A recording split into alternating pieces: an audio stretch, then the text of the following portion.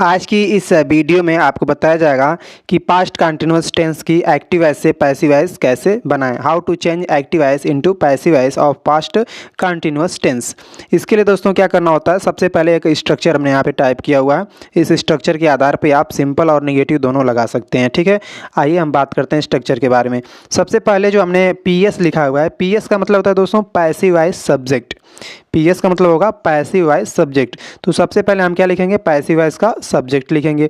और फिर यदि हमारा पैसिव वॉइस का सब्जेक्ट सिंगुलर हुआ तो वाज का प्रयोग करेंगे, अगर प्लूरल हुआ तो इसके साथ वर का प्रयोग करेंगे। ठीक है, अब प्लस उसमें हम बीइंग जोड़ देते हैं, क्योंकि इसमें पास्ट कंटिन्यूअस टेंस में ING होता है, तो इसमें वाज और वर के बाद बीइंग जोड़ देंगे। ठीक है, यानी कहने का मतलब है कि यदि सबसे पहले आप क्या करेंगे, एक्टिव वॉइस से पैसिव वॉइस बनाना है तो सबसे पहले जो है पैसिव वॉइस का सब्जेक्ट लिखेंगे। यदि आपका पैसिव वॉइस का सब्जेक्ट सिंगुलर हुआ तो वाज और बीइंग का प्रयोग करेंगे साथ साथ, और यदि पैसिव वॉइस का सब्जेक्ट प्लूरल हुआ तो वर और बीइंग का प्रयोग किया जाएगा। इतना बात क्लियर हुई।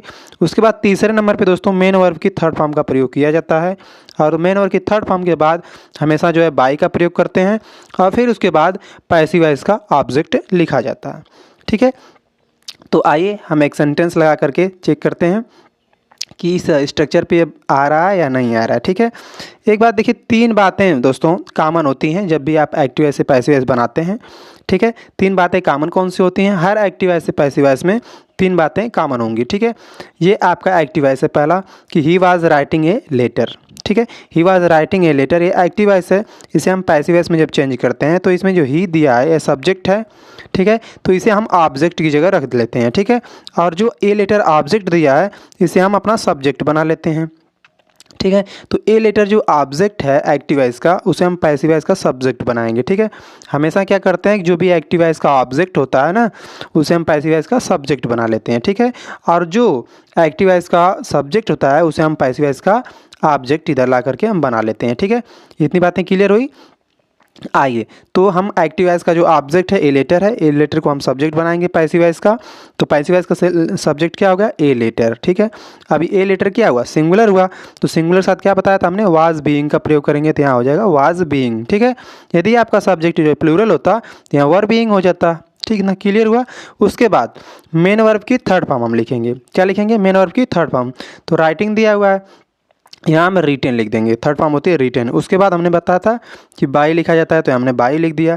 ठीक, अब ये जो एक्टिव वॉइस का सब्जेक्ट है इसे हम ऑब्जेक्ट बनाएंगे तो ही का इधर आकर के हिम हो जाता है। ठीक है, बात क्लियर हो गई। आइए दूसरा सेंटेंस देख लेते हैं।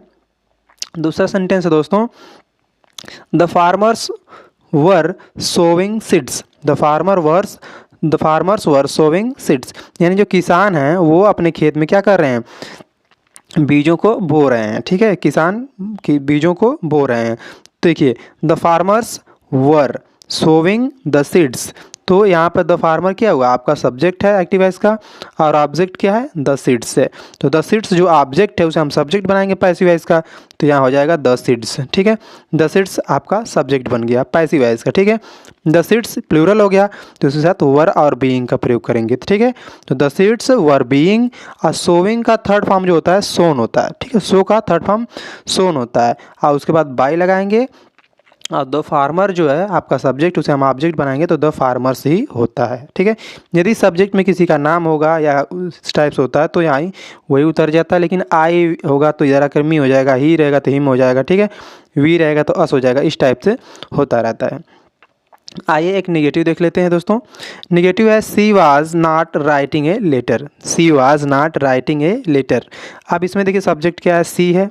ठीक है, सब्जेक्ट क्या आपका है, सी सब्जेक्ट दिया हुआ है, और ए लेटर आपका ऑब्जेक्ट है।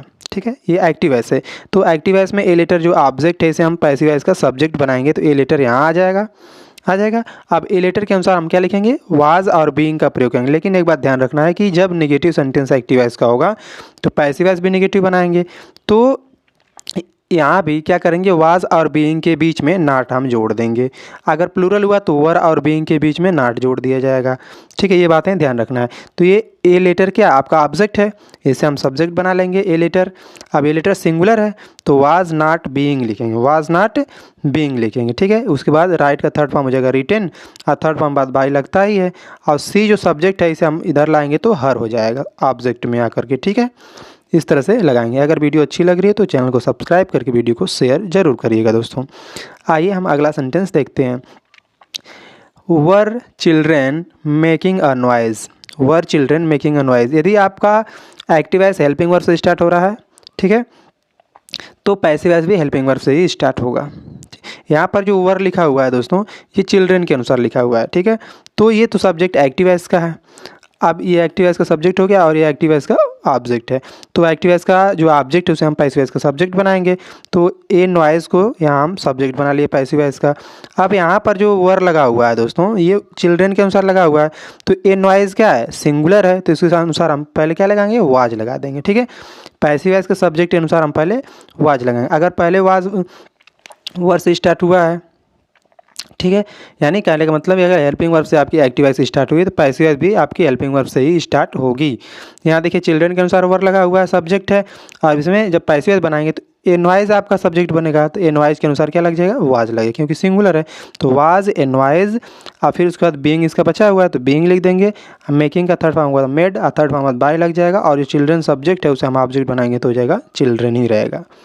ठीक है, यदि आपका WH टाइप का एक आ जाए, ठीक है, WH टाइप का एक आता है तो उसे हम कैसे बनाएंगे। अगर WH से स्टार्ट हो रहा है एक्टिव वॉइस तो पैसिव वॉइस भी WH से ही स्टार्ट होगा।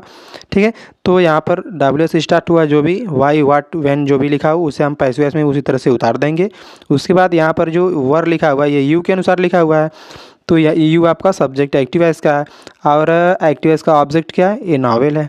अब इसे हम पैसिव वॉइस का ऑब्जेक्ट सब्जेक्ट बनाएंगे, तो यहाँ पर ए नावल आ गया। अब ए नावल क्या है, सिंगुलर, तो पहले क्या लिखेंगे, वाज लिख देंगे। ठीक है, तो वाई वाज ए नावल, फिर इसका बीइंग बचा हुआ तो बीइंग यहाँ लिख देंगे, और मेन वर्ब की थर्ड फॉर्म लिखते हैं रीड, और थर्ड फॉर्म बाय लगाएंगे, और यू जो सब्जेक्ट है उसे हम ऑब्जेक्ट बनाएंगे तो यू ही होगा। ठीक है, तो आज की वीडियो में बस इतना ही था दोस्तों। अगर वीडियो समझ में आई हो तो इसे जो है शेयर ज़रूर करिएगा।